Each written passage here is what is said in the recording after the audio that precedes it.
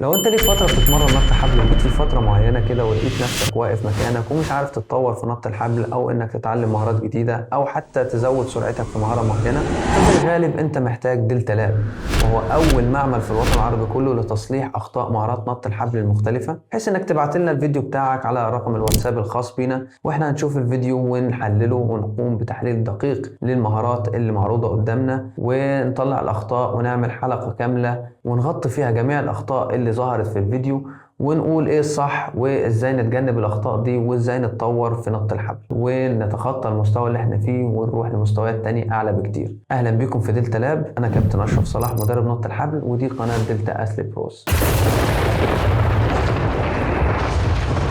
في الحلقة اللي فاتت كان معانا مينا من كفر الشيخ وهو بيلعب بوكسنج وحصل على ميدالية ذهب وبرضه بيتمرن نط الحبل، وبمجرد ما بعت لنا الفيديو بتاعه على الواتساب وعرض علينا المشكلة بتاعته سرعان ما بدأنا نحلل الفيديو ونستخرج منه جميع الأخطاء اللي احنا شفناها وعملنا عليها حلقة كاملة وغطينا فيها جميع الأخطاء اللي شفناها في الفيديو وقلنا حلها وازاي نتجنبها وكمان ازاي نطور مستوانا في نط الحبل وازاي نتخطى المستوى اللي احنا فيه ونروح لمستويات أعلى. والنهارده معانا عبد الله من اسكندرية وبيتمرن نط حبل ليه 3 سنين وكمان بيلعب بوكسنج وكاليستينكس. عبد الله بعت لي 3 فيديوهات نط حبل مختلفة، منهم فيديو وهو بيعمل كومبو نط حبل جميل جدا وهو عبارة عن مزيج من مهارات نط حبل مختلفة ومتقدمة كمان، وصراحة أداؤه كان رائع فيها، ولكن مش الأداء اللي هو بالنسبة مقارنة لمدة 3 سنين نط حبل، يعني أظن في مستوى أحسن من كده. وكمان فيديو وهو بيعمل مهارة الدبل أندر ساوث باو واللي احنا شرحناها في الفيديو السابق لينا، وكمان الفيديو الثالث والأخير وهو الدبل أندر كروس أوفر.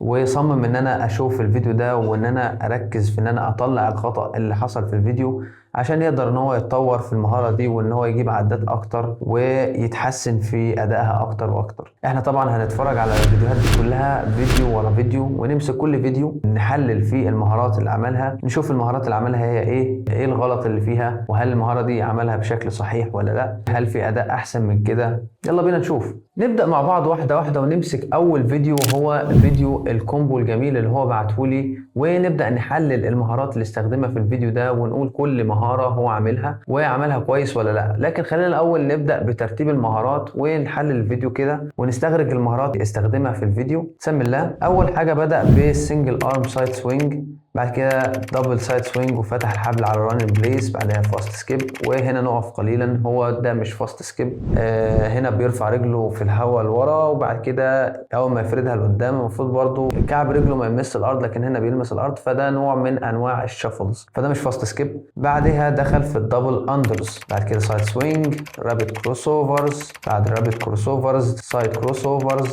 ومزيج من السايد كروس اوفرز والساوث باوز، بعد كده هوب 360 جامب تيرن، كده ران بليس ساوث باو وذ هاي ني. تمام. بعد كده اللانجز. تمام، ممتاز. لانجز احد المهارات القويه جدا انا لسه ما شرحتهاش لحد دلوقتي، وان شاء الله تستنوا مني فيديو قادم عن شرح مهاره اللانجز ولكن باستخدام الحبل مش اللانجز العاديه دي.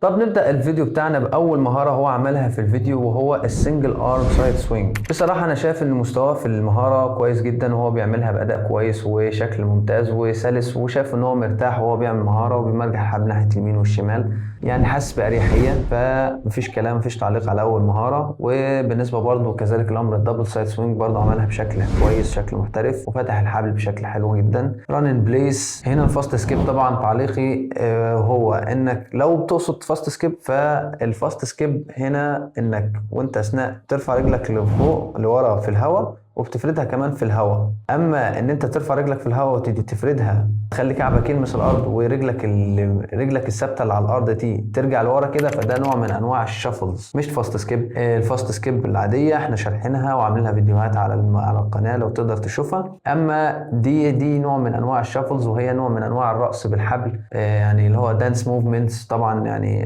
هنشرحها فيما بعد ان شاء الله، هعمل عليها فيديوهات كتير، لكن خلينا دلوقتي في الفيديو بتاعنا. برضو عاملها بشكل حلو حلو ويعملها بسرعه كويسه جدا. بعدها دخل في الدبل اندر. طبعا هنا تعليقي هنا في الدبل اندر ليه؟ لان في هاي امباكت وهو بينزل، يعني وهو بينط وهو بينزل على الارض في هاي امباكت، في اصطدام قوي بالارض، كعب رجله بيخبط في الارض جامد. وده طبعا من احد الاسباب اللي ممكن يا اما تجيب لك اصابه، يا اما تخلي ركبتك توجعك، تخلي مفاصل جسمك توجعك، او انك ما تقدرش انك تكمل نط حبل كويس، او انك تستمر لمستويات اعلى في نط الحبل، وانك تجيب عدد اكبر من الدبل اندرز. فده يعتبر احد الاسباب اللي انت ممكن تقع فيها وانت مش واخد بالك، وتسال نفسك هو انا ليه مش قادر ان انا اتخطى مثلا 20 عدة دبل اندر، او ان انا مش قادر ان انا اعدي العدد اللي انا دايما بوصل له بقع فيه. تمام. فهنا تصليحها هو سهل وبسيط، انك تخلي السقوط بتاعك على مشط الرجل مش على كعب رجلك. تمام. طيب فده بالنسبه للدبل اندر. بعديها دخلنا في الرابid كروس اوفر. هو عمل سايد سوينج ودخل في الرابد كروس اوفرز. طبعا هنا برضو في تعليق، انت عاملها بسرعه متوسطه شويه، وزي ما قلت لك 3 سنين انت المفروض تكون اكتف عن كده، وتكون يعني موست اكسلريتد عن كده، يعني تكون مندفع وتكون عندك سرعه وقوه انفجاريه قويه في المهاره دي بالذات. فاحد الاسباب اللي مخليه سرعتك قليله او سرعتك متوسطه نسبيا في الرابد كروس اوفرز، وهي انك تطلع صدرك لقدام ومخلي الزاويه بتاعت جسمك عموديه على رجليك. فده غلط. انا شرحت في فيديو الرابد كروس اوفرز، لو برضو تقدر ترجع للفيديو اللي انا شرحت فيه المهاره دي، وهو ان انا قلت لازم تخلي صدرك منحني لقدام شويه، يعني تبنت اوفر كده شويه، بحيث انك تدي مساحه اكتر للحبل ان هو يعمل لوب كافيه ويعدي منها الجسم من خلاله، وانك كمان تكون قريب، يعني فاهمني، تكون جسمك كده متماسك متحكم في جسمك، قادر ان انت تسرع الحبل بسرعه، وان انت تعمل رابد كروس اوفرز بسرعه. تمام. فده برضو احد التعليقات اللي ممكن اقولها على مهاره الرابد كروس اوفر، وهي انك تميل بجسمك شويه لقدام، بلاش تخلي جسمك قائم بالشكل ده، لا انا عايزك تنحني شويه لقدام وانت بتعمل الرابد كروس اوفر. وكذلك الامر نفس القصه في الدبل اندر كروس اوفر، برضو لازم تخلي جسمك وصدرك منحني لقدام شويه، بحيث تدي رينج اوف موشن للحبل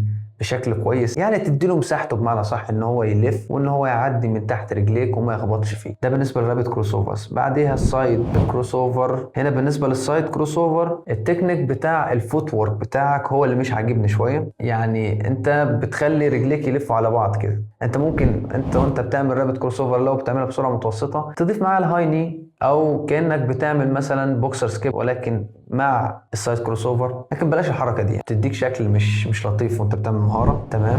تبديلة الريست تمام حلو خالص، يعني ممتازة الصراحة. ما شاء الله عليك. بالنسبة بقى للانتقال او ان انت تعمل 360 جامب تيرن، فتحت ايدك زيادة عن اللزوم ووطيت لتحت، اللفة مش احسن حاجة الصراحة، لكن مستوى حلو، يعني قررت ان انت يعني اللي هو learn by yourself، ان انت اتعلمت بالمهارة دي مع نفسك، انت اتفرجت على فيديوهات قدرت ان انت تتعلم كل المهارات دي بنفسك. فده حاجة حلوة جدا، وان انت تقدر تدمج المهارات دي كلها مع بعضها، فشابو ليك وبرافو عليك ومستواك رائع. لكن لازم تهتم بالاخطاء اللي انا علقت عليها في الفيديو. تمام. وبالنسبة لل 360 جامب تيرن، وانت بتلف طبعا انت هتخلي عزم الحبل والمومنتم بتاعه ياخدك تمام في ناحية اتجاه اللف، واثناء ما انت بتلف حاول تخلي ايديك يعني موسلكت شوية، ان انت تبان الحركة سلسة شوية، ما تبانش ان انت تعبان فيها، او ما تبانش انك مش مستريح وانت بتعمل مهارة. تمام. بمعنى صح انك تبين للي قدامك قد ايه المهارات سهلة وبسيطة وسلسة ومندمجة مع بعضها. فما تفتحش ايدك مسافة عالية، لا خليها جنبك وانت بتلف الحبل. طبعا انت ممكن ترفع رجل وتلف بالرجل التانية كنوع من انواع السليك موفمنتس. تمام. واثناء ما انت بتفتح طبعا انت فتحت الحبل وعملت سايد سوينج وفتحت الحبل بشكل كويس. بعد كده كملت ران بليس ساوث باو وذ هاي ني، ودخلت بقى على اللانجز. بالنسبه لللانجز هو الساوث باو وذ هاي ني مش هعلق عليها، حلوه جدا برافو عليك. بالنسبه لللانجز اثناء ما انت بتعمل لانجز القدم اللي في الخلف تمام اللي من ورا دي، شفت انثناء كده في الكاحل، يعني خضني. انا قلت خلاص انت ممكن لو يعني لا قدر الله حملت عليه جامد او نزلت نازله غلط انت ممكن تتصاب او الكاحل بتاعك يتكسر. ركز على اثناء تبادل الاقدام ان انت تضع اقدامك في مكانها المناسب، وانك تحاول قدر الامكان ما تصيبش نفسك اثناء عمل المهاره دي، لانها حرفيا اصابه وحشه واصابه خطر، اصابه ممكن تقعدك في البيت وتخليك تحرمك من احلامك كلها.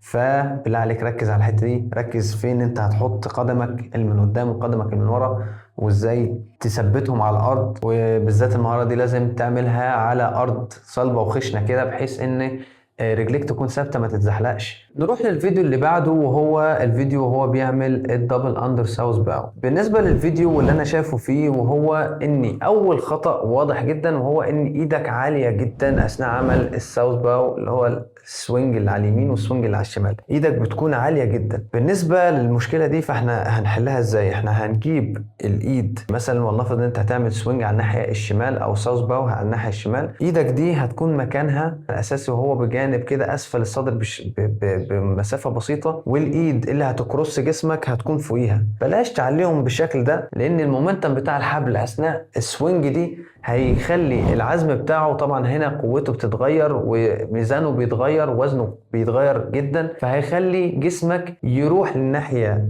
اللي رايح فيها الحبل. فانت اثناء السقوط مش هتنزل في نفس النقطه، او حتى لو نزلت في نفس النقطه انت هتنزل وانت لافف كده بجسمك، فالتوازن مش هيبقى احسن حاجه. فانت ممكن تقع، او ممكن وانت نازل تنزل على الكاحل بتاعك فيتلوي تحتيك، او مثلا تبدا تتمرجح يمين وشمال وما تنزلش في نقطه ثابته، فدي مشكله. دي برضه احد الاسباب اللي بتخليك مثلا لو بتسال نفسك هو انا ليه مش قادر اتوازن في المهاره دي، فده احد الاسباب، هو انك ما ترفعش الحبل بالمستوى ده وتخلي عزم الحبل يعني ياخدك معاه في الناحيه اللي انت بتعمل فيها السوينج. لا، خلي الايد بتاعتك بجانب جسمك، والايد الثانيه تكروس جسمك، بتكون فوقها بالظبط، ما تكونش عاليه عنها، يعني بحيث ما تكونش بالشكل ده تمام، ولا بتكون بالشكل ده، لا، ادي الشكل الاساسي لعمل الساوث باو. حاول تثبت عليه، حاول تمرن نفسك عليه بالتمارين اللي احنا عملناها في الفيديو اللي عارضينه على القناه، لحد ما تتقن التكنيك الصح بتاعها هتلاقي نفسك تمام. وطبعا بالنسبه لوضع الرجلين، اللي انا بشوف الرجلين مره تطلع كده ومره تطلع كده، فده برضو نفس القصه بسبب عزم الحبل. المومنتم بتاعه بيخلي جسمك يلف معاه، فانت مش قادر تنزل في نفس النقطه، ومش قادر ان انت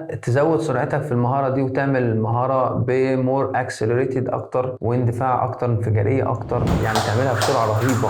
رهيبه دي ان تخلي قدامك يخاف من السرعه دي، يخاف حد من جنبك اصلا. ده يعتبر خطا مهم جدا لازم تاخد بالك منه ولازم تصلحه وتهتم بيه. نروح للفيديو الثالث والاخير، وهو الدبل اندر كروس اوفر. طيب بالنسبه للدبل اندر كروس اوفر، وزي ما قلت في مهاره الرابت كروس اوفرز اللي علقنا عليها المره اللي فاتت، وهي انك لازم تكون منحني بجسمك للاسفل كده، منحني بصدرك لتحت كده شويه، بحيث تدي مور رينج اوف موشن للحبل ان هو يعدي من تحت رجليك، وان هو يعمل لوب كويسه، فتحه حبل كويسه تخلي رجليك تعدي من خلالها. دي نقطه. النقطه الثانيه وهي انفينيتي، الما لا نهايه. لازم تهتم بتكنيك الما لا نهايه، وهو انك تخلي الريست بتاع ايدك اثناء اللف يكون متجه. اول ما تكروس ايديك بالشكل ده وتعمل علامه الاكس او الكروس، تكون القبضه او المقبض بتاع ايدك متجه للخلف. انا زي ما قلت لك، انت الماسكه بتاعه المقبض هتمسك المقبض بصبعك الاربعه كده، والابهام على مقدمه المقبض كاداه توجيه.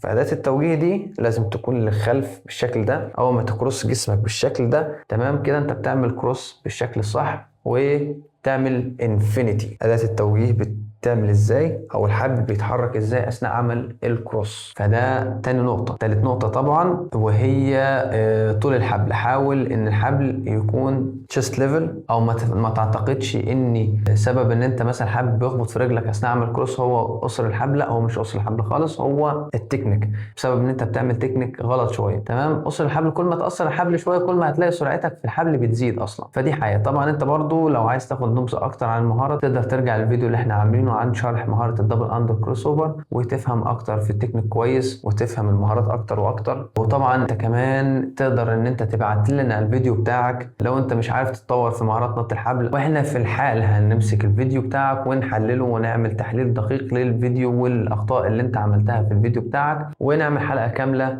من دلتا لاب ونطلع نحلل فيها الفيديو بتاعك تمام، ونعرضها للمشاهدين ونقول فيها الأخطاء وإزاي نتجنبها وإزاي نخطى المستوى ده ونعمل الصح عشان نروح لمستوى أعلى منه بكتير. كان معكم كابتن أشرف صلاح في قناة دلتا أسل بروز. وطبعا مش هننسى الأونلاين كوتشنج، وإن أنت تتدرب معايا أونلاين لايف، وإن احنا نفتح مع بعض بس مباشر ونتمرن مع بعض نط حبل، وبحيث إن أنا أديك نصايح مباشرة أثناء عمل التمرين ونتمرن مع بعض نط حبل. برضو سيب لنا رسالة على الواتساب وإحنا هنتعامل مع حضرتك. بيس.